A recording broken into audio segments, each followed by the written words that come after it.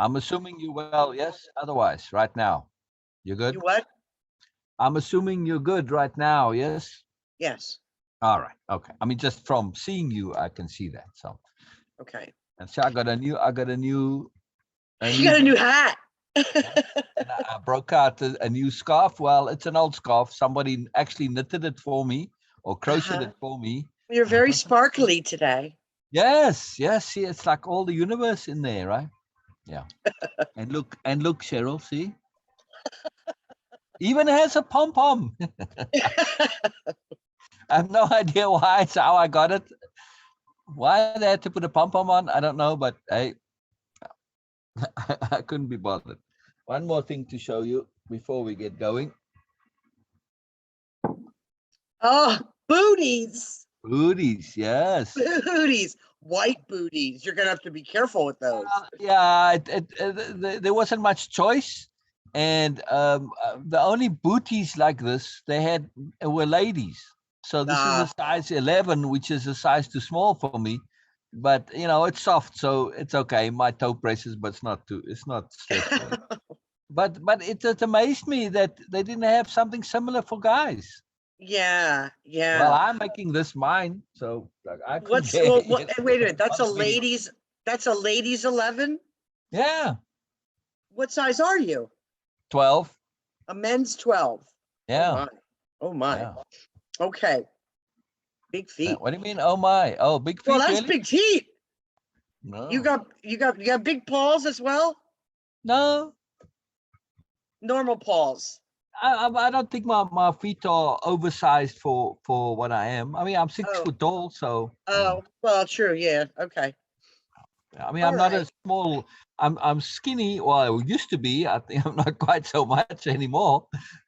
But I'm still. I always was kind of slender and skinny, but not a small person. Okay.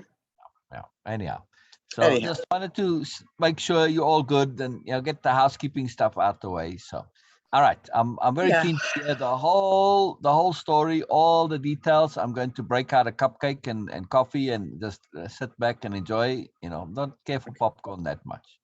Okay. Okay. So,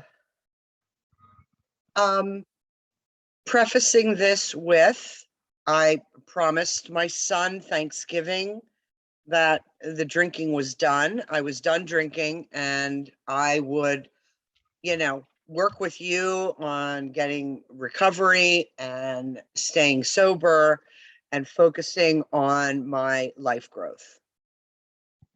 That's the this is what he said or you said. This is what I said. This is my intent. This was my promise to Justin. And I have, and there was no way I was breaking that promise. Yeah. So, yeah. When okay, did you make the promise? Sorry, this is important. over Thanksgiving. All right. Okay. Yeah. Okay. Yeah. So this was now the actual follow-up implementation of that promise. That's correct. Yeah. I mean, well, it started immediately. Yes. It started yes, but I mean, at least in terms of being in his presence with it. Yeah. Well, I mean, I had only drank one time since Thanksgiving, and that was at the neighbor's Christmas party. And I woke up the next morning feeling very bad about that. I didn't get drunk. Yeah. But still, yeah. I broke my promise, and my promise to myself is not to kid myself and play with the shit anymore. Exactly. You know what I mean? Exactly. To be it doesn't, alcohol does not play nice with me, and I can't play with it anymore. Exactly. So it's about being real with yourself. Yes. That's correct. That's correct. And it's a promise to him, but it's a promise to me as well. Absolutely. So, and I really felt like Justin was mature and deep enough to get that. I don't think he has. Okay. But interesting. And it's for you also, it's tackling the awful truth. Yes. Yes. Really grabbing the awful truth by the balls. And it's awful. There's a lot of awfulness. It's awful. It's embarrassing. And that's, I think that's one of the reasons why I drank at the Penningtons, because I was embarrassed. It's, to say, oh, well, I can't handle my alcohol anymore. So if you don't mind, get me a Diet Coke. Yeah. So anyway. That's why I'm saying in this in this particular issue, there are many, many layers of awfulness, and some of them are very childish sometimes, like that. But they no less awful, right? It's amazing. It's amazing. Yeah. Okay. So we get out there Thursday night, and we got out there just before dinner, and the drinking started between Ali, Justin, and Greg at dinner. They all drank alcohol. I drank Diet Coke. Okay. It was just lighthearted banter, nothing heavy. We were glad to be there. So talked about the Christmas Eve celebration. But alcohol was not mentioned at all. Just Cheryl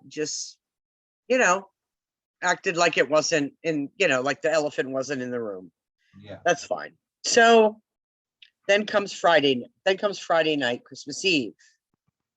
Well, my son has almost like a booze room where he's got hundreds of bottles of wine and alcohol. That's right off the kitchen, right there. Yeah. So I thought, well, okay, I can't expect him to put all this away, and where's he going to go with it? But Friday night, 16 people came, which surprised me. Oh, you didn't know he was going to invite more people? No, I really didn't. I didn't realize so many people were coming. I thought it would just be like 6 or 8 of us. And there was actually 16 of us. So the booze was flowing. I mean, not only did we have the booze room, but now we had a great big bucket full of ice full of booze. And everybody was drinking. Yeah. Okay, so Cheryl stuck to her vitamin waters and, told myself that, this is important to me. Not only is it important to Justin, it's important to me to get through this night with peace, joy, happiness, be engaging, be okay. Just be okay to be me without any external help. Good for you, Cheryl. So, Good for you. yeah. Sorry. Did you know the 16 people? Yes. Okay. Yes. So they know you as well, yeah? Yeah, but they did not know anything about the alcohol or anything like that. That pretty much went unnoticed by just about everybody. Yeah, so, which is amazing. Really, one thinks it's going to be in the eye and everybody, and nobody really notices. They don't. Well, yeah, because you know why? Because I'm not the kind of drunk who's drunk all the time. Right. So I can honestly say there was probably only once or twice in the last 10 years that I actually got drunk in Pittsburgh. Interesting. And that was that was with their parties. So anyway, but I was never drunk alone. Yeah. So anyway, then the following day was Christmas, and Justin was so uptight on Christmas Eve. I even said to him a number of times, honey, why? I haven't seen you smile one time today. Why aren't you smiling? I got a lot on my mind. And I said, oh, well, try to have some joy. It's Christmas Eve. You're celebrating Christmas. Try to shake it off. Huh. What was he uptight about? What was on his mind? Well, turns out it was me. Oh, interesting. Well, that's what Ali says anyway. So that's all part of the blow up. Yeah. So be careful of that. I don't particularly trust Ali and motivations and logic. Absolutely cannot trust Ali. Absolutely not. I mean, he'll say it's you simply to avert it from him and to put it on you, because it's not actually, but that's just his mindset. He has that kind of drama thing. So yeah. So then Ali, Greg, Justin, all drank like fishes Christmas Eve. You know, everybody's drinking. And there was one guy there named Sam, an older man named Sam, who the next day they were all saying, oh, wasn't he funny? Wasn't he something? He was really cool and neat and funny. And he was the drunk, obviously. He was drunk off his ass. Yeah. And they loved him. Yeah, way to be supportive, people. So I thought maybe Christmas Day when we had dinner, somebody would say, you know what, I'm with Cheryl tonight. I'm going to abstain. Whatever Cheryl's drinking, I'm drinking. I thought somebody would support me. Yeah. I'm sorry, Cheryl, but unlikely because you're dealing with the booze religion. Yeah. Nobody did. Nobody. In fact, they drank more on Christmas Day than they did Christmas Eve. Just like in religion, you cannot be a heretic and go against the thing. So yeah. So we're at dinner. Wait till you hear this. I'm listening. So I said to Justin, well, Tracy, that's John Francois, the next door neighbor, his ex-wife that was staying with him. I said, Tracy left, and I don't think Tracy's coming back. It looked like her car was packed with all her belongings. I saw her leave. And this was just out of the blue, just a new conversation. And I said to Justin, because Tracy has reached out to Justin in the past. They have a good relationship. And I said, maybe you should reach out to her and find out what condition John Francois was in when she left. And Greg drops a bomb.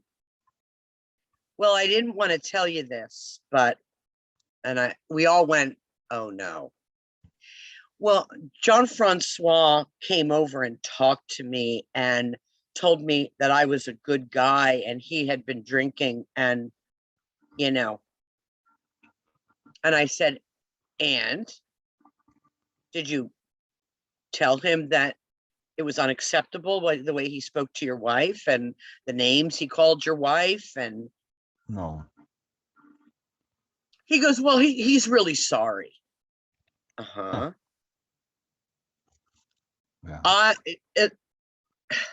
Phil, I saw red.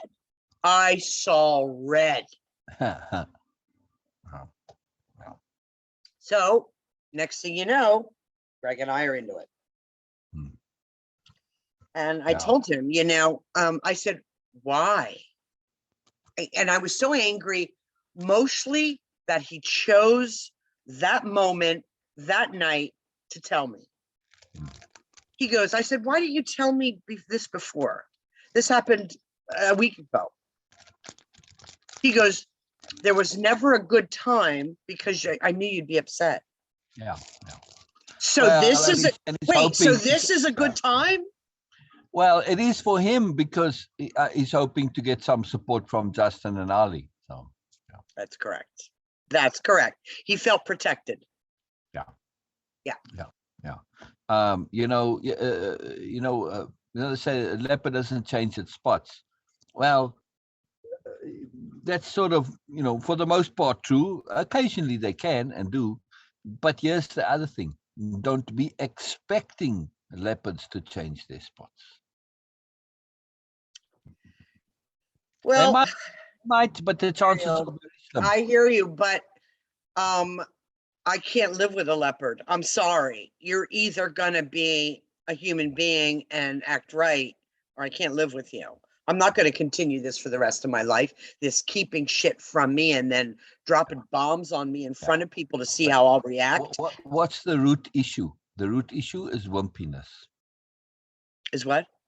Wimpiness.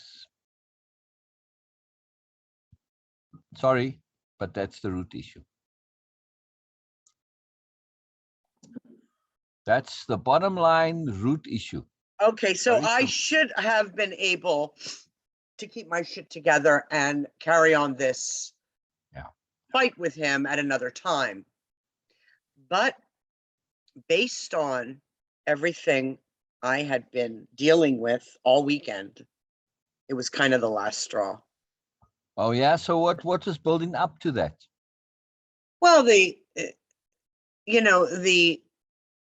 lack of support, almost like not even a lack of support. I almost felt like they were willing me to fail. Yeah. Like, oh, she's gonna fail. She's gonna fail. Yeah. Yeah. They were expecting it rather than willing it. Yes. Yeah. I mean, it was a foregone conclusion. And I for them. felt They it. didn't take you seriously. And I felt it. And they admitted to it later. So anyway, Justin, Greg and I are back and forth, sitting on the couch, firing shots back and forth. Justin runs into the room and says, when are you two gonna grow the fuck up? I can't take this. I can't take this. And he throws his coat on and he runs out the door. So Greg and I are like looking at each other like, what just happened here? Next thing you know, Elise starts screaming at us, you two put your son through this, blah, blah, blah, blah, blah. And at first it was Cheryl and Greg, but then it quickly became Cheryl. Every time he said things like, every time he's around you, he's on edge. He's always all stressed out whenever he knows he has to see you. What else did he say to me? And he said, I don't give a fuck about you, Greg, and I don't give a fuck about you, Cheryl. And Cheryl, I don't give a fuck. I know you don't like me. I don't give a fuck about that. All I care about is my husband and what you do to him. Okay. Then he claims I answered that with, I don't like you. Now, how he could hear anything I said, because he was screaming at the top of his lungs, what I said was, I don't dislike you. He heard, I don't like you. And he held on to it. That's what you said. That's what you said. And then he said to me, when I was trying to talk to Justin, he goes, I will not have you twist my words in my house. Not in my house. You will not sit there and lie in my house. Oh, I'm sorry, Justin. Oh, I'm sorry, Justin. You're a bunch of lies. Oh, and there you are, the victim. Cheryl's the victim again. Ever since I've known you, and I've known you for 10 years, you're the victim. Interesting. Yeah. You So know, it's amazing how people say things that apply to them. So Justin finally comes back. And Lee and Justin both go upstairs in their room and shut the door. Greg and I are sitting on the couch. We are now unified into, what do we do? Because I said, you know what? I think we should leave. I don't see where this can be repaired at this point. I would like to go. I would like to go home. Well, it's not safe. It's too late at night. So, I said, well, I'm sober. Yeah. I drive all night if I want to. Yeah. And Elise said, running away. That's what you do. You run away. You just run away. No, I don't. But if I'm the cause of this much turmoil and chaos and stress and pain, I'm going to remove myself from the situation. Yeah. Duh. I mean, apparently I'm the cause of all this. Yeah. I went outside to smoke a cigarette. When I came, then I heard Justin yelling. So I came back in. Him and Greg are now talking. Oh, interesting. Talking. So I joined the conversation. I said, can we please sit down and talk about this? We sat down. And, I said to Justin. What were Justin and Greg arguing about or yelling about? Well, about the fact that Justin has been party to Greg and mine's dysfunctional relationship his whole life. And he can't do it anymore. And I get that. Yeah, I do. I get it. It's some part. And I said, Justin, right? Your father and I made you the glue that kept us together. And I'm sorry for that. That was too much responsibility for a young child to feel like he's the reason his parents don't get divorced. That was wrong. I can't undo that. I'm thankful that you were there to keep us together. Yeah. But it was wrong. to put that on you, and I'm Yeah. sorry. And I guess, Yeah. you know, like Ali was really angry that I was apologizing to Justin. Of course, he doesn't want this fixed. Ali, sorry, he wants to have Justin to himself. Mm-hmm. That's very obvious. Sorry. Yeah. And he's a little shit, and he doesn't have much honesty and integrity, and he'll do whatever it can to manipulate things to get what he wants. So I don't have much, time for him and his nonsense, because really he's not legit, and he's not honest, and he's not upfront, and he doesn't act with integrity, and you can't tell this to Justin. Yeah.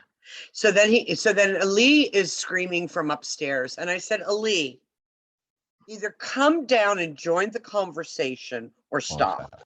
Yeah. Yeah. You know, and he goes, I don't care about you. I only care about my husband. And I said, well, then that's a problem. Right. Because we're trying to be a family here. And it's not just about you and Justin. It's about you and Greg and me and you and Justin and Greg and Justin and I. It's about all of us. Exactly. So finally he sits down. He goes, you need to go to AA. I'm a doctor and you're an alcoholic.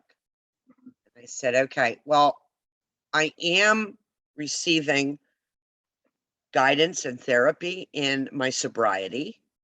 I haven't given up the fact that I'm unable to do it with my own intent. Yes, exactly. Okay. Exactly. AA wants me to stand up and say, I'm powerless. I can't do this. Yeah. Well, I haven't been given a chance to do it. So give me an opportunity. Yeah. If I fail miserably, maybe I'll take your advice. But right now I'm okay. Yeah. And I said, you know, what's interesting is for somebody who's in recovery, Friday night was really difficult. Yeah. And I said, I think I did pretty good. You know, I got through that. You did very well. Sober, happy, okay. You know, and I wasn't on edge. I wasn't white knuckling it. I was good. Right. And I said, you know, awesome. I said, not anybody even had anything to say about that. Yeah. You know what? You know what his answer was? And this reverberates in my head still. He goes, well, we thought it was an act. Exactly, you little shit. Right there, you show who the fuck you are and what you're made of. And he goes, we thought it was an act. We. You speaking for everybody now? Did you check with the others? Did they also think it was an act? I don't know. I haven't asked Justin that question yet because I didn't want to stir the pot. Because again, see, that's Ali and his manipulative shit. That he will say we, when really I would have right there and checked with him, because you know he's making it sound like it's a we as a fact, when not necessarily. So be very careful of that. I doubt if there's a we involved there. He thought I said to him, well, it upset me so bad. I started to cry, and I said, you know what? Good. Do you want to read my texts, my messages to Syl that night? That I said how happy I was, that I made it, and I'm sober, and I'm joyful, and I'm peaceful. Do you want to read them? Because here's my fucking phone. Read it. And nobody would take the phone. Yeah, because they're fucking guilty. They know they thought it was an act, or some of them. Yeah. You know? Yeah. So, I mean, do they want you to do this or not? Right. Are you supportive or not? Okay, well, fuck you, I'll do it on my own. That's right. No, they're not supportive. No. Yeah, well, so that's what I'm saying. So fuck you, I'll do it on my own. And I even said to Justin, I said, you know, on Thanksgiving, when you asked me to get help for my alcoholism and to stop drinking entirely, not to play with it anymore. And it was a scary proposition to think that I will never again sit down in front of a roaring fire with a glass of wine. It was kind of like, it was a little bit of a scary proposition. And I said to him, will you help me, Justin? Will you help me? No. And he said, of course I will. I'll be with you every step of the way. I said, Justin, you said those words to me, yet I didn't get a single phone call. Not a single 30-second phone call. Mom, how you doing? How you making out? I'm thinking about you. I'm sending you good energy. You can do this. Right. Not one. Right. If it was me as Justin, I'm sorry, but I'm having an alcohol-free Christmas. I'm inviting all my friends and say, hey, we are here. We're going to have do things differently. We're going to change it up. Do we always have to do it the same? No, we're going to have an alcohol-free Christmas. Why? Because we can, and because we're going to support my wonderful mom. I mean, seriously. Or at least, listen, if not Christmas Eve, then at least Christmas Day when it's just the four of us. Exactly. Well, no, but the point for me is to really make this a big deal. You do it on Christmas Eve when you have all your friends around. How lame are you that you can't do this, that you're so entrenched in convention, that you can't break the pattern? If you cannot, who doesn't have the physical aspect of it, the fuck do you expect from me? See my point? It's like, hey, don't be expecting things from people when you are not willing to make a change, right? And again, that would be going, full out and really committing to it and saying, yes, okay, don't expect this every Christmas, but at least we're making this big pronouncement here, and it's a big effort, and there's a lot of energy involved in it, and, okay, get you on your way, and it's a big leverage, which is cool too, because it's a bit of leverage on you. If you have this big thing, well, you don't want to disappoint everybody. See what I mean? It's extra leverage. But at least, like you said, fine, all right, I get you a little wimpy and, want to upset your friends or whatever. Yeah. So fine, do it on the Christmas Day then with a 4. At least Christmas Day, right. Not even, and I mean, right. Even the following day. Right. But there's not one day after this big support. blow up, they all started drinking again. Yeah, it's not one iota of support. So my point is, yes, from a absolute impeccability point of view, we don't want to be reliant on support. Yes, it's nice if we get it, but we don't want to rely on it. Yes? Yeah, I have none. Right. So now you're saying, well, okay, I'm on my own on this. Don't expect any support. I mean, yes, from me, yes, but other than that, no. That's right. Yeah. It just shows you what you're dealing with, and that's important to be aware of. Yeah. So, Cheryl, my biggest point that I try to make regularly, and that's important to understand, is you're not a normal person.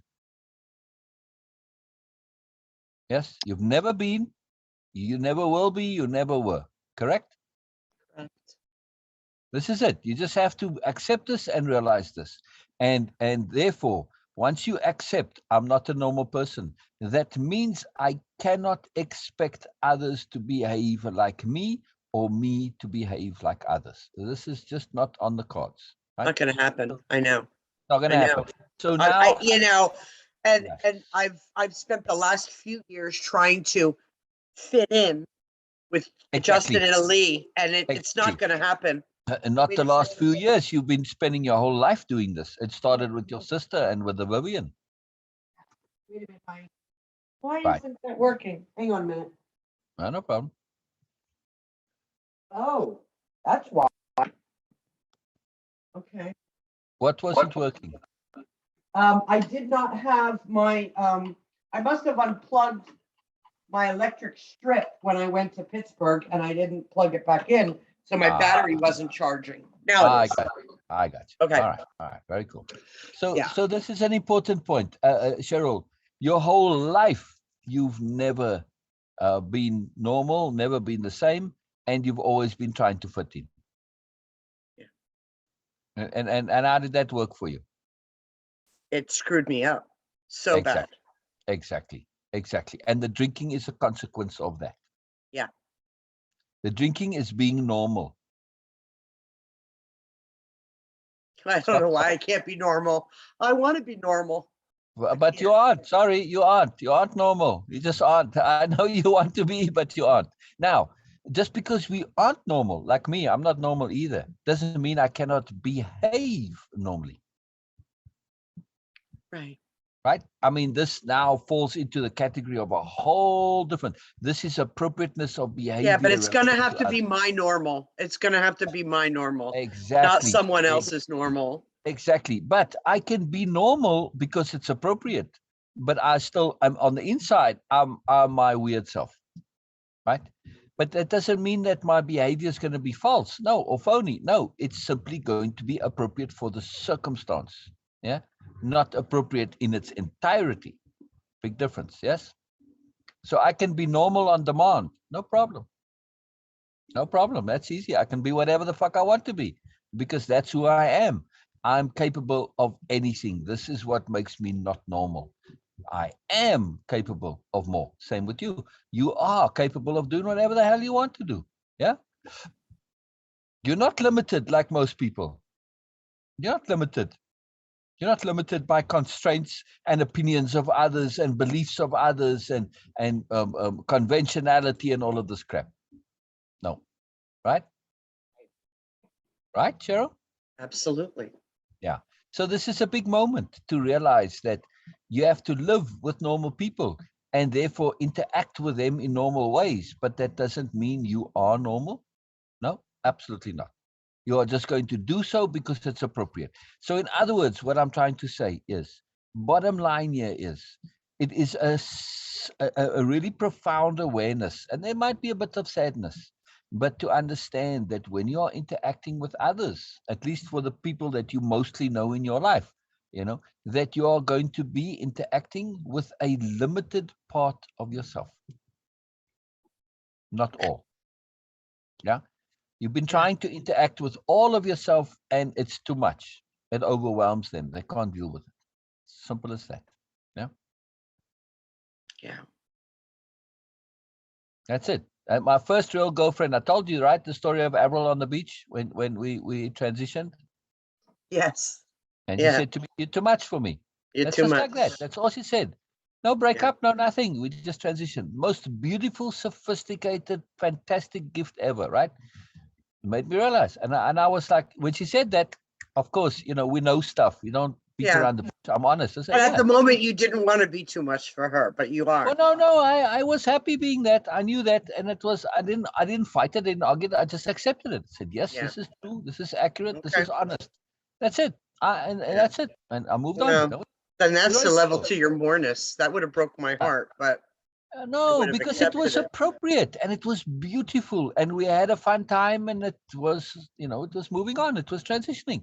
It was absolutely right in every possible way. So, this is a profound awareness to realize that what's simple to us is complicated, convoluted, complex, involved, and difficult and stressful for others. Our moreness can be stressful to others. So I learned then, very much. But before that already, I had developed the skill of interacting with people with a limited part of myself, not all of me. And it doesn't matter whether they're close to you, family, friends, doesn't matter. Yeah. I had very limited interactions. My best friend, I never spoke about any of my mourner stuff. We just spoke about sports and, the usual stuff. That was it. Yeah. It's what it is. Yeah. Yeah. I would read a book every day, right? And like I said, my friends, not one single one of them ever, in all the years that I read a book a day and I would carry a book with me at all times, right? Not one of them ever asked me what I was reading. Wow. They didn't want to know.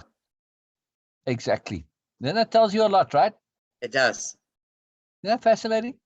Yeah. So, but I lucky. I was very lucky from day go.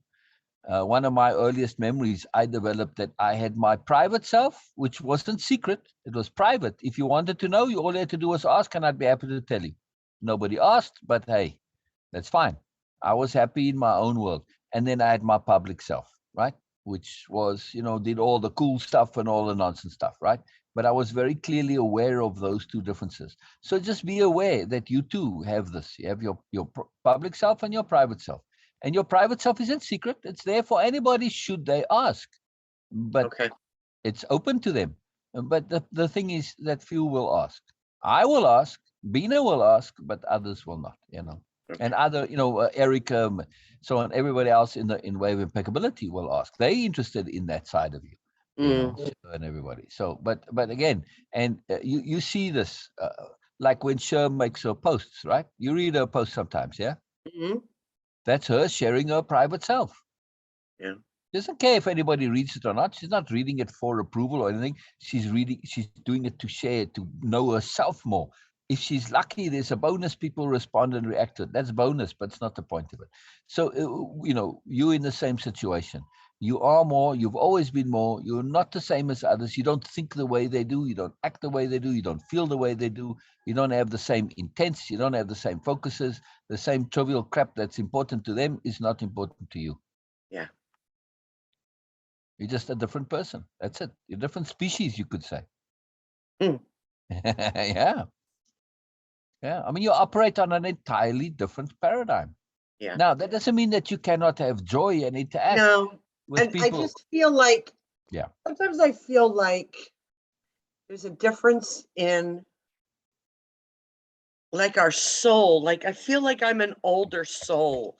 Like I've lived Exactly. many lives and I just know things. Exactly. And I feel Exactly. like their souls are so young. Exactly. Exactly, Cheryl. Exactly. Exactly. Exactly. Exactly.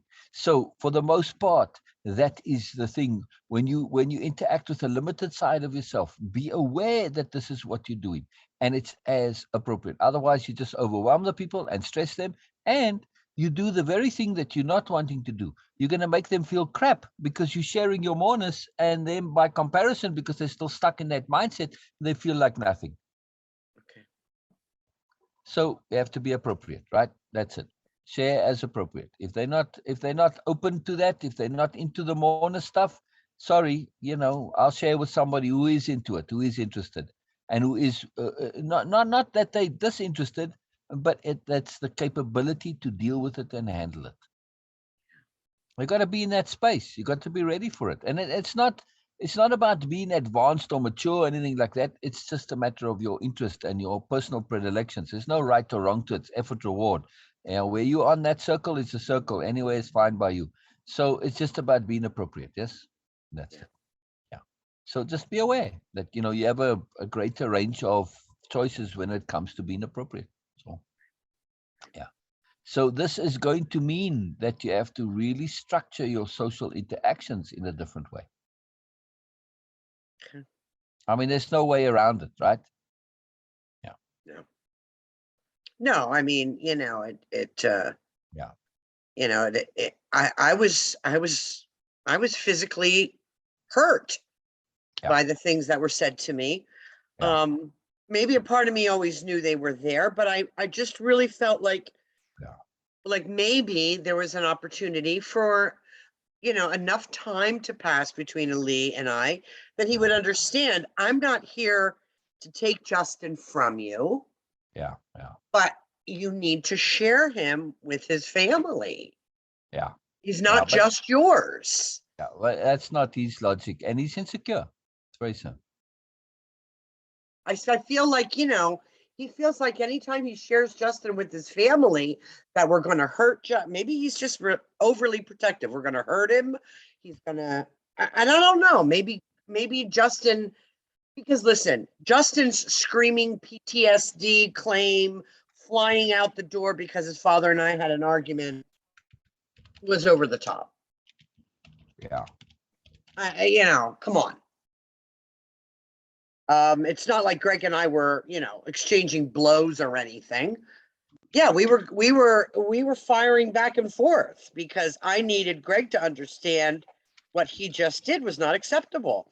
And sometimes when Greg and I argue, I have to repeat myself over and over and over because Greg gets into a pattern where he starts coming up with ways to excuse himself for what he did. And I need him to take ownership. I need him to realize the truth of the matter.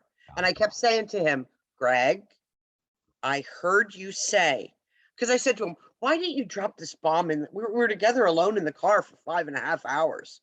Why didn't you tell me then? And he said, because I didn't know how you'd react. There was never a good time. And I Yeah. said, Greg, you said you didn't tell me before now because you were afraid how I would react. Yeah. Why now? Because he said, the reason I told you at the table was because I was afraid of Justin reaching out to Tracy, John Francois's ex-wife. And I said, well, then after dinner, you privately pull Justin aside and say, listen, I haven't told your mom something yet. I can't have you calling Tracy. Yeah. You see the problem with what you're doing. You're putting your logic, your moreness, your complexity, your sophistication onto somebody who doesn't feel and think and operate the same way. Well, can I teach him appropriateness? Like, can I guide him with some appropriateness? I mean, you can try, but be aware that you are trying. That's all I'm saying. I'm just trying to set realistic expectations here. well, Of course you can that's try. why I kept repeating to Greg every time he would say, well, I thought maybe. No, you didn't, Greg. Here's your problem. You didn't think. Here's your problem. You got 3 or 4 glasses of wine in you, healthy glasses of wine in you, maybe a whole bottle, and you didn't think things all the way through. Right.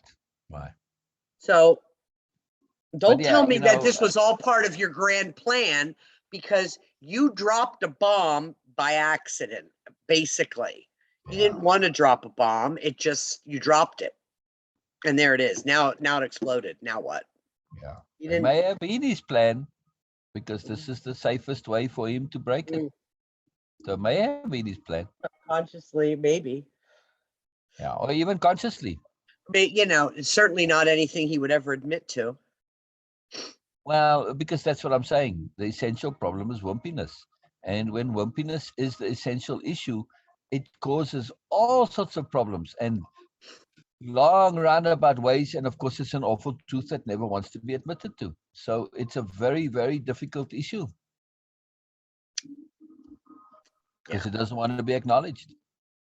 Yeah. But that's the bottom line. Yeah. I mean, going all the way back to the whole relationship with the parents and everything.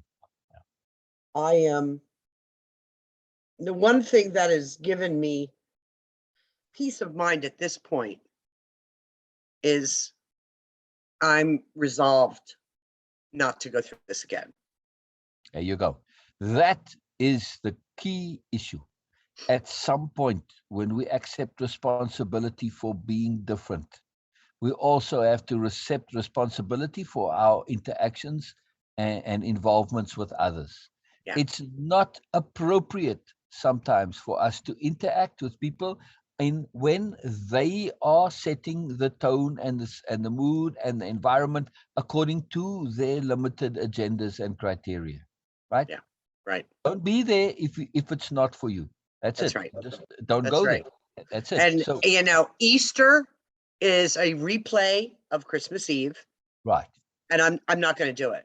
Exactly. I'm not going to do it. I've already decided I'm not going to do it. Right. If they want to get together, you can invite them to your home and then you will have an alcohol-free evening and that's it. No, they have this big extravaganza on Easter. It's over the top. It's a performance. Oh God, yes. No, thank you very much. That's every for me. year. No. We die. Are you ready? 50 dozen eggs. Wow. 50 dozen eggs. And he sets up this big grand display and it has all these people come over for a party. It's a replay of Christmas Eve. And I'm not going to do it. I'm not going to do it. So, no, right. But again, right, be aware that people live their lives according to criteria and agenda. And those criteria and agenda may not be yours. And in this case, they are very definitely not yours, because the point and purpose of Christmas and Easter isn't about celebration, or it's about impressing everybody. Mm-hmm. Yep. That's it. It's ego. It's very clear. It's ego. Very obvious. It's led by ego, and I jeopardize. Exactly. So I'm very surprised even that he invites you for these events. I know. I'm sure he's not happy about it. Yeah. But we're just because parents, you're risky, you're dangerous for him. Yeah. Or were in the past. But anyway, again, do your own thing, and that's it. That's right. That's right. Don't I've be- already don't started be looking into influenced flights by to Myrtle Beach. I'm out. There you go. Exactly this. Life is rich and it's wild. And this is one of the key issues, is to break free from should and supposed to. That's right. You don't have to do it, for fuck's sakes. You don't really have to. Yeah. It doesn't mean that you love the people any less. No, Yeah. you're just Right. being realistic to say, hey, me and you, we don't really share the same stuff. It doesn't mean I don't love you. I do, but hey, you can do your stuff that makes you fun. I'm going to go and do what makes me fun. That's it. This way we all benefit. We're being real. We're being real. Does this make you happier? Yes, it does. Do you feel guilty because you don't love your mom? Well, that's your problems. Get over it. It doesn't make you love one any less. Be That's right. happy, be appropriate, be real. Don't be liars and bullshit your lives away with bullshit. I'm not That's going to do it. That's it. I'm So I'm not. going to be No, real. I'm going to go to I'm Myrtle not gonna Beach. be party to it anymore. No. Exactly. Mhm. Exactly. Exactly. No. Exactly. And this is freedom. This is And, the first step to true and I freedom. Right? really, you know what? And as far as him telling me that, oh, you always play the victim, it's because of who I am that they are able to unload all this on me. Yes. Exactly. They don't unload any of it on Greg because he couldn't handle it. Yeah. Yeah. Yeah. So they unloaded on me. Cheryl, they even went back to, Greg brought up the fact that I had that accident 20 years ago. Wow. Ali Wow. brought up, there was a time when Justin, Ali, and Sue planned a trip to Las Vegas together. And it was purposely kept from me. And I found out by accident because I wasn't included. Ali just wanted to go to Las Vegas with Sue and he didn't want me there. No. So, but every time up until that point, every time I went to Pittsburgh, every time I did anything with Justin and Ali, I included Sue. No. So I was just hurt that I wasn't asked or included, and that it was kept from me. Huh. And Ali brought that up. You said things to your son that no mother should ever say to her son. I said, well, I told him I was disappointed in him. And I was. No. I mean, even if Justin would have come to me and said, listen, we're planning a trip to Vegas with Sue. Ali just wants to have some fun with Sue. And there's a different dynamic when it's you and Sue and Ali. So I hope you'll try to understand that we're going to do this. And you know what? Still, I would have handled it. Of course. No. I wouldn't have been any happier about it, but I would have handled it. No. So anyway, once again, it was dropped on me and it snuck up behind me and smacked me in the head. And I reacted. So Lee brought that up. No. When I said he had, that I haven't been a good mother to Justin, and I freaked him out, and right. I mean, just to cut through it all, Ali's intent is to hurt you and to divide you and Justin. There's no doubt about this, right? It's very clear. It's very obvious. He's a little shit, and he couldn't care two shits. He's insecure, and you threaten him, and he's worried that he's gonna lose Justin to you at some point, right? So his whole modus operandi, his whole entire agenda is to hurt you as much as he can, sabotage you as much as he can, talk bad about you as much as he can, and all this. Actually, the less you interact, like if you don't go to Easter, it'll make your relationship with Justin stronger, not weaker. Yeah. So, and it will be counterproductive. And again, make it clear to Justin that you have a strong relationship with him and you fine with Ali, and whatever Ali does, it's not a problem. It's not a threat to you. You don't care. Right? As long as Justin is happy. So let Ali chill out on this. He doesn't need to sabotage you in order to make their relationship stronger. Right. That's what insecurity does. I mean, he's massively insecure, Ali. Yeah. Right. Now, in some way, Justin feeds off this. Yeah. Yeah. In some way, it validates. Oh, it makes him feel purposeful, and he's the strong one, and he's so all right. Yeah. Whatever works, right? If that works for you, fine.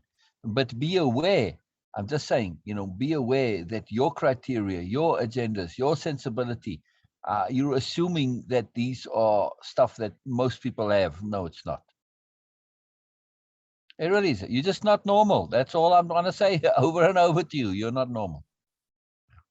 Right? Well, neither am I. Right? But I mean, I'm just being real. I'm not saying I'm special. I'm just saying I'm not normal. That's right.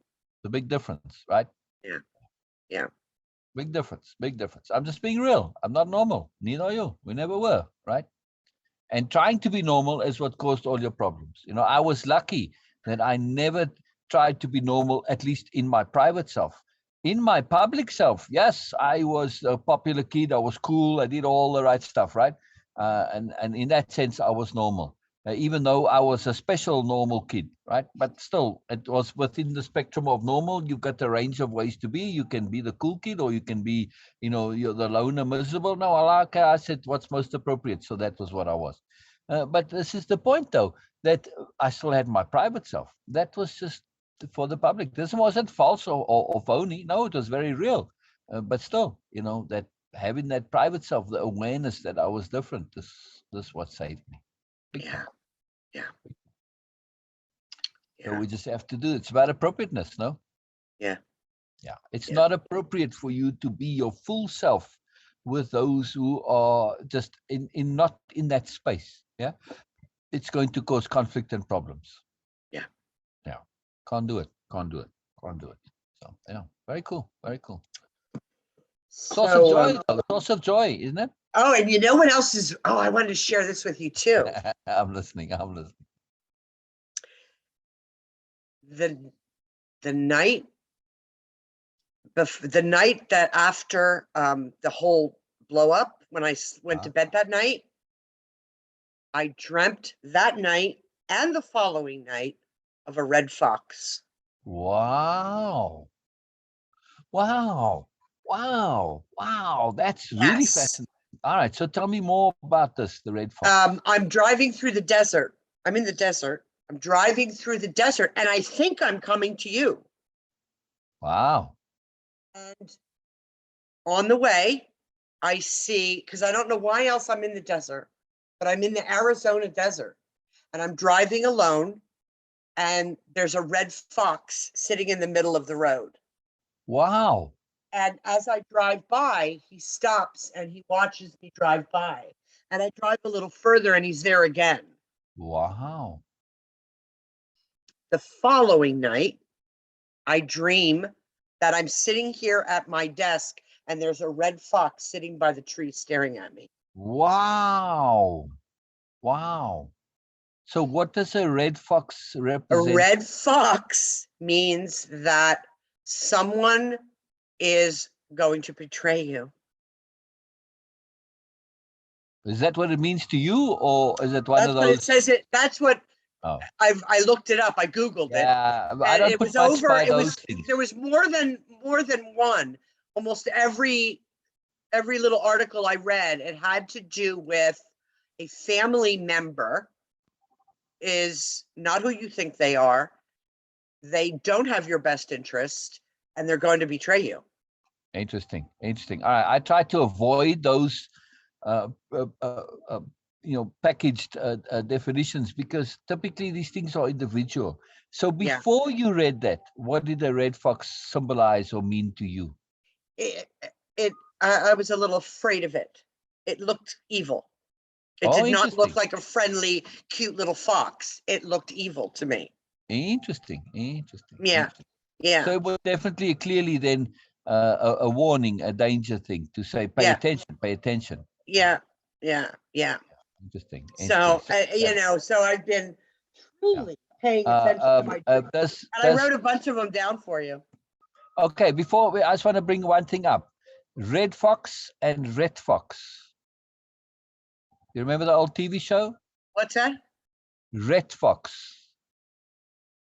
Remember the TV show with Red Fox? No? Yeah. Oh, yeah. The junk man. Yeah, right. Okay, so I mean, he's an old black guy, yes? Yeah, Greg loves him. Greg thinks that they're soulmates. See what I'm trying to say. Get away from the normal stuff, Yeah. right? So red fox, same thing, right?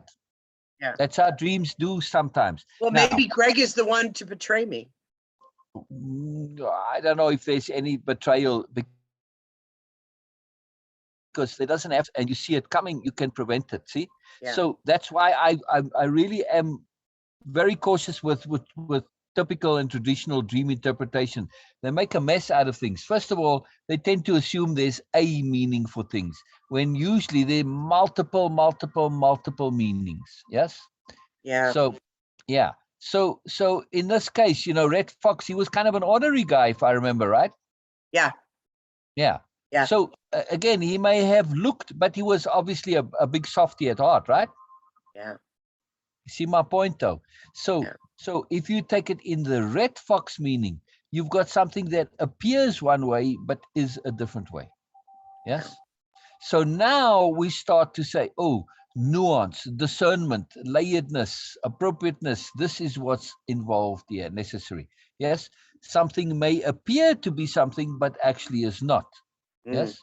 Because well, I mean, really, for me, it fit what was happening, that I needed to peak my awareness and right. don't trust openly, right. freely.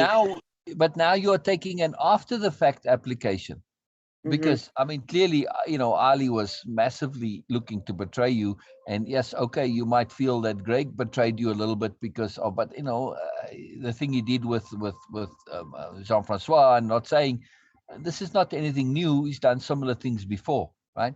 So I'm saying though, we tend to take our dreams and make them retroactive. But what's the point of that? This wasn't anything new to you. Yeah.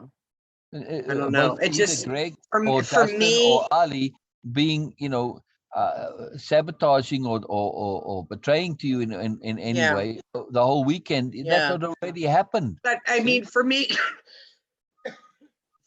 it was a message. You let your guard down. Don't do it again. Now that makes more sense. Useful. You let your guard down. Don't do it again. Don't get out of the car and pet the fox. Yeah. You know what I mean? Interesting. Yeah. Yeah. Don't And create environment. and then beyond the fox, as I drove by that fox, there were other sweet little furry animals running around in my dream. Like there's people in your life you can trust who don't mean you harm. Yeah. But there's one who does. Interesting. That's what it meant to me. Someone in your life means you harm. Yeah. And it's, there's something else I need to share with you because, so when I woke up last night and I wrote down my dream, I grabbed a book and I didn't realize I grabbed a journal from 2016. Wow. And there was a bookmark in it. And I wrote down my dream. Was there significant to the bookmark? A picture on it? Well, no, where it was bookmarked. Oh. Dear Mom, this is March 28th, 2016. She's already dead. I mean, she's just died at this part. Dear Mom, by sharing your infidelity with me and forcing me to lie and keep your secrets and participate in your infidelity, you violated the boundary between parent and child. You damaged me. I was 7 fucking years old. 7 years old. I have spent my entire life trying to forgive you and to forgive myself and get rid of the shame you put on me, the shame I continue to feel to this day. Wow. Next one. Dear Justin, I'm so very sorry that I did not show you what a loving, trusting, and intimate relation looks like. I simply never experienced one myself, and I didn't know how. I'm so sorry, honey. Wow. Beautiful. That was 6 years ago. Wow.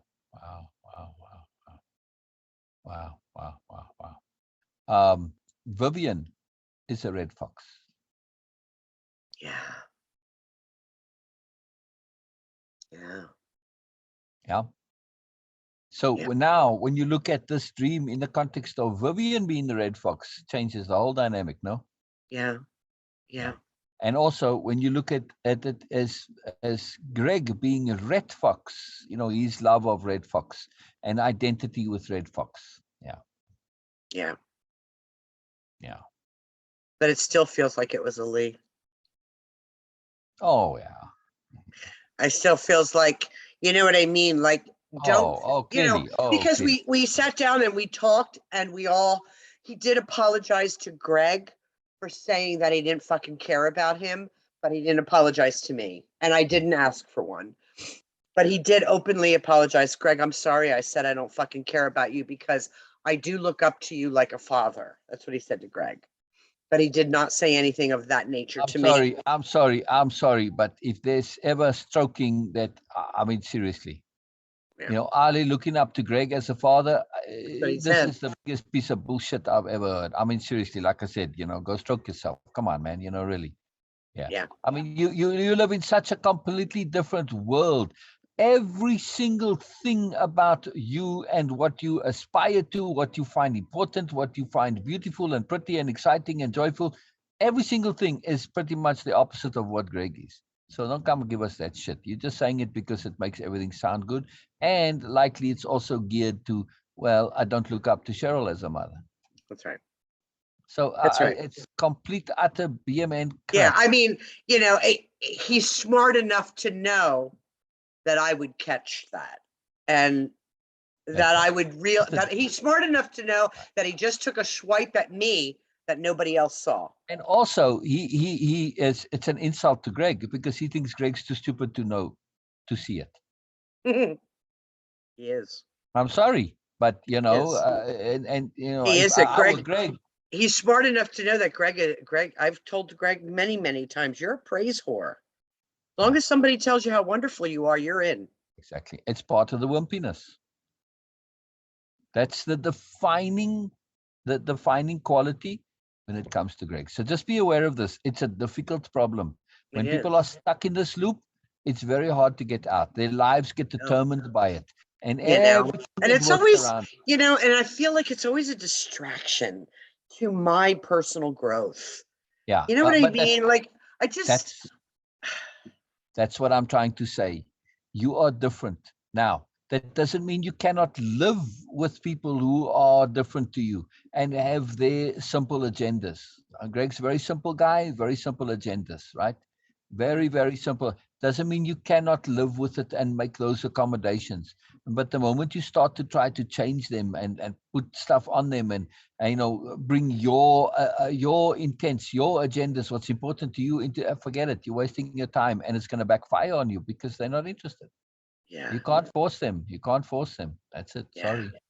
So yeah. you either live with it and find a way to live with it and just love them for what they are and their simplicity, and that's it. And that's appreciate them for in that context. End of story. No more, So, no less. Yeah. you know, um, the final day we were there, Sunday, during the day after that big fight Saturday night, Justin, for our activity for the day, took us to this homestead mansion of these founding people of Pittsburgh that had, in today's economy would have been like billionaires. Yeah, yeah, And still, I found it so vulgar yeah. and so uninteresting to see their wealth and read their story about their wealth. Yeah. I was like, so finally at the end of the day, Justin said to me, so did you like the tour? And I said, you want me to be honest with you, Just? Because I don't know if you really want the answer. Yeah. You want me to be polite or you want me to be honest? And he said, no, be honest. I said, I would have rather rode a scooter.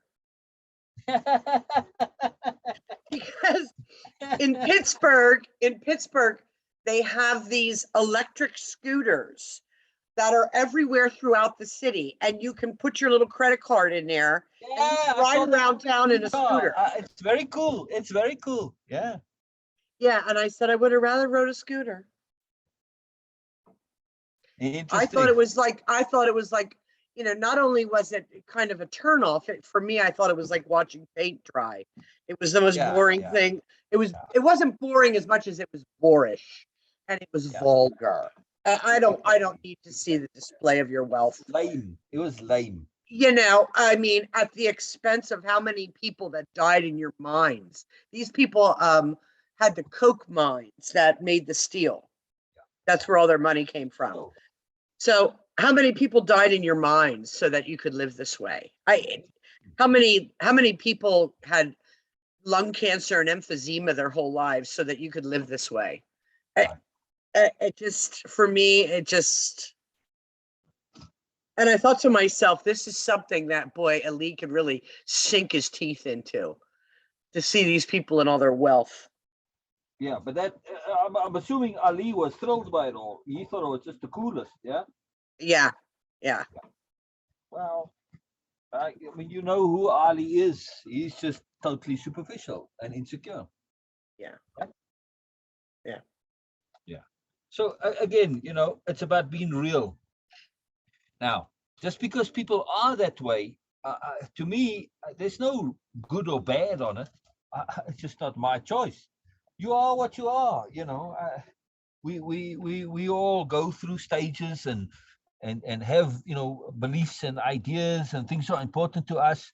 And we're children, right? Some of us stay children longer than others, but it is what it is. There's no good or bad to it. It just is what it is. We adapt and we adjust to it and adapt appropriately, which Yeah. means that, with people like that, I'm going to limit my interactions. It's as simple as that. There you go. Yeah. Yeah. I mean, that's almost, continuing that is, like eating something is going to make you sick. Exactly. Why feed my soul with Exactly. something that's going to make me so ill? Exactly. And there's plenty ways which you can interact and have connections with Justin, Right. and Right. minimize Ali and all this. And fine, you tolerate it for a short time, but it's there. There's many ways that you can strategically deal with the thing. Right. Again, you're doing it because you're in charge and you're doing what's right for you. Right. That's the key thing. You are in charge. End of story. Don't ever put yourself into a situation where you are not in charge. Right. That's out of the question. Right. Well, I'm Situation, thinking going forward, like at least once a year, Ali takes his mother when she comes to the US on a trip somewhere. and Like, that's the perfect time to go visit Justin. Right. And I thought, well, There you go. Justin and I don't have to do anything so elaborate, but maybe there's a resort in the middle of Pennsylvania called Nemacolin. Maybe we could meet at Nemacolin and spend a weekend can together. just hang out and chat and read stories together, watch movies together, whatever the fuck comes up. You know what? I feel going forward, I would like it to be on neutral ground. Yeah. Oh, that's a good idea too. Exactly. But the point is that be aware that when it comes to awareness, it is the prerogative of awareness to be in charge. Yeah. If I mean, the whole thing with Elise standing on the steps and screaming at me, "You will not talk about me in my house. This is my house." He repeated himself at least 3 times. Yeah. And I thought to myself, "Oh, I thought it was yours and Justin's house. Now it's your house." Yeah. And we're having a family discussion here, and you can be part of it or not. Right. But it happens to be taking place in your house. Sorry. Right. But again, you're expecting logic where logic is not the issue for Ali. Well, for me, Ali don't think about logic. For me, I'm gonna Yeah. hopefully meet my son the next time on neutral ground. Right. But this is the difference with you. You do operate according to logic and sensibility, but not everybody does. Ali certainly doesn't. He couldn't get you. He's dishonest. I'm sorry. He'll lie his ass off to get what the hell he wants. Look what he said to Greg. Oh, I look up at his father. Seriously?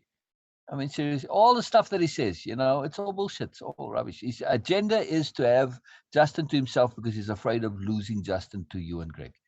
It's very simple. He's insecure. I mean, duh. Yeah. No matter that he's a doctor or whatever, he's thoroughly, fundamentally, totally insecure. Yeah. He's completely out of balance.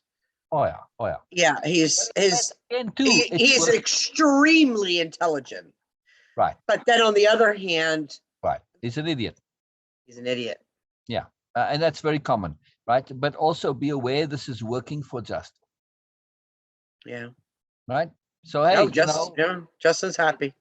Exactly. So if it works for you, so what? Yeah, that's it. Yeah. There we go. That's really, you know what? I don't have to say that, but that's really what matters to me as well. Exactly. Is that my son is happy. Now, he can't be happy at my expense. I won't allow that. Correct. If there's something about, if there's something about his happiness that comes at some kind of personal cost, then I'm removing myself. So, just do your thing, share with Justin, say, I'm working on it, and, maintain connection and contact with Justin, with text or email or however you do. And, don't overdo it. Just keep it, enough as appropriate. And that's it. That's right. And go from there. Very simple. That's right. I mean, I've contacted him once since Christmas because he bought me this pretty scarf when he was in Italy. And it's pink and gray, and pink is my color. And I wore it to work the other day, so I took a little selfie and sent it to him and said, I love my pink scarf. Little things. That's it. That's it. Yeah. Yeah. Nothing heavy. Nothing heavy, Right. Yeah, as appropriate. That's the point, really be focused on appropriateness. 6 years ago, I was aware that, that I regretted that I did not have a loving, peaceful relationship with his father during his younger years. I'm sorry, I could not show him what that looked like. I didn't have it. Yeah. I didn't have it with my parents. I didn't have it with his father. How can you teach someone something you don't know? Yeah. Well, you're learning together. Yeah. Never mind all of this stuff that you weren't able to show him, right? Maybe him not having that is what made him be in a stable relationship. Oh yeah, that's Sometimes what he tells me. From the opposite. Yep, that's what he tells me. He said, all I ever learned from you was what not to do. There you go, and that works. Hey, as a mother, if I was asked before I came to this life, the angel said to me, okay, you're going to go down there, you're going to be a mother, and the best you're going to do for your kid is to show them what not to do. Are you happy with that? You okay with that? Oh yeah, sure, I'll take it. Okay. So that's it. It's what it turns out to in the end. Yeah. So don't apologize for it. It is what it is. Were you doing your best at the time, as far as you knew how? Did you have good intent at the time? I don't know where my head was at the time. I can't honestly say that I operated with intent because I had no awareness. But what you can say, and what I can say absolutely definitively, I am absolutely certain that you did not act with bad intent. No, there was no malice. No. Exactly. Never any negative or bad intent. Never. Right? So yeah, you didn't know what the right thing was, but you didn't make an effort to do the bad thing. It wasn't deliberately bad either. Never. I know that too. I know that too. Right. So if we had to put you on a lie detector test and say to you, are you intending the best for your son? Of course. Duh. You may not have consciously thought so, but it was in you. Indisputably. Correct? Yeah. So just be aware. Just because things aren't conscious doesn't mean they aren't there. Okay. I mean, we can figure them out like you figure out a black hole. You look at the surrounding, right? You can't see a black hole by definition, but you can still know it's there because you see the effect on its surroundings. So you weren't consciously thinking good intent, but it's very obvious by the absence of the negative intent. See? So just trust yourself, Cheryl. Just trust yourself. Yeah. Just because we screw up and we do things that we didn't want to do doesn't mean that they aren't right in the bigger picture. Okay. Yeah. No. Right? We have an Yeah. intent and we don't know how to fulfill that intent. And we do so in all sorts of wild and wonderful ways. Like in this case with Justin, he got to see how to be by being opposite. That's how I did. Same thing with my parents. From day go, I was acutely aware that I do not want to be them or like them or their nonsense. They were intelligent but stupid. Yeah. Very much so. They're all caught up in the whole yuppie thing and status and ego and all this stuff. And I saw that. I thought, no, sorry, not for me. So I learned a lot from their nonsense. Yeah. Yeah. They won't be amused to hear that, but that was true. Yeah. They'll probably be horrified to hear it. Well, I get to hear it all. Yeah. Don't hold back. Yeah. But Let her have it. Let her have it. Don't hold back. Cheryl, but that's to me your beauty. That you are able to hear it all. Yeah, but it hurts. But that's your beauty. It's your power. It's your strength, Cheryl. Yeah. Enjoy it rather than making it hurt.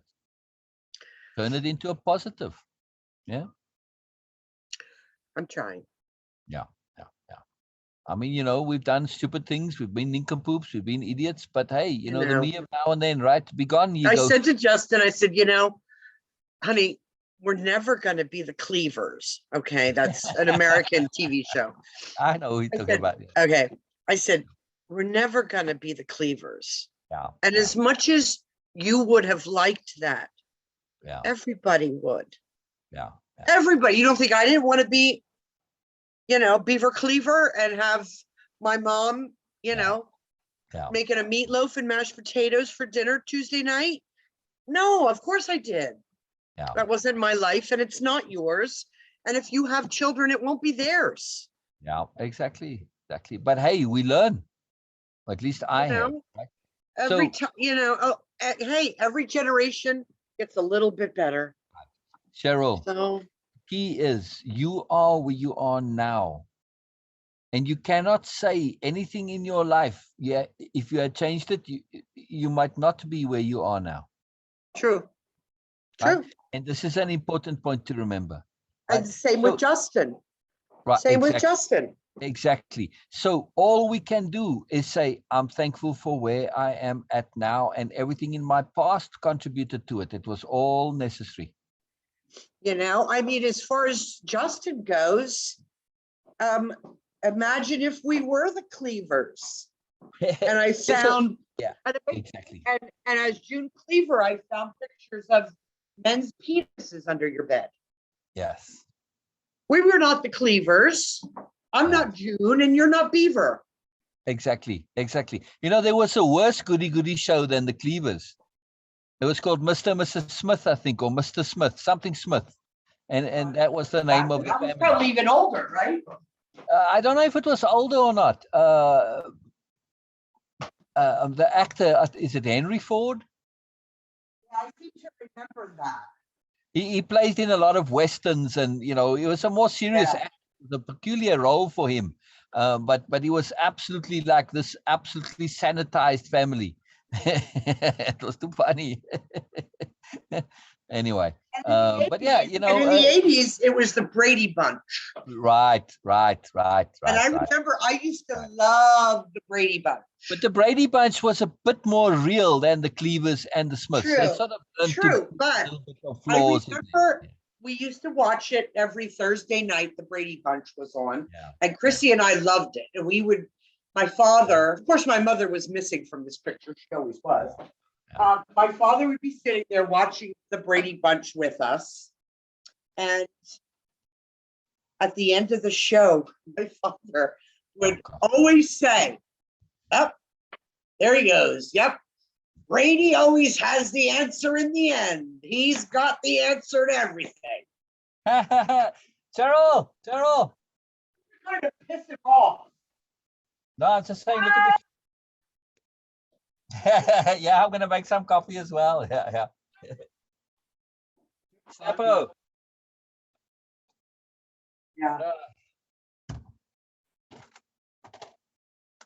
Yeah, it was too funny. It was too funny. Oh yeah, there's the Brady's. They got all the answers because they would always wrap up the show with some kind of moral to the story, or Yeah. you know, they would always work it out, whatever the problem was on the show, and everybody could learn their lesson. And It was always perfect in the end. Right. that was perfect in the end. Yeah, I used to piss my father off. But you know, it's the evolution of TV and thinking. I mean, you know, as those shows grew and the psychology of the writers grew and their awareness grew, you have plenty shows nowadays that end up, you know, with fuck ups. They don't always come to resolution, right? Yeah. I mean, you even have a show where the hero is a serial killer. Did you ever see Dexter? Oh yeah, no, I never watched that. Oh, it's a great show. Oh, it's really, really well done. Yeah. Well, I mean, you love the guy. He's a serial killer. All right, he kills bad guys, but still, you know, I mean, occasionally he kills an innocent because he has to, and you sort of feel for him.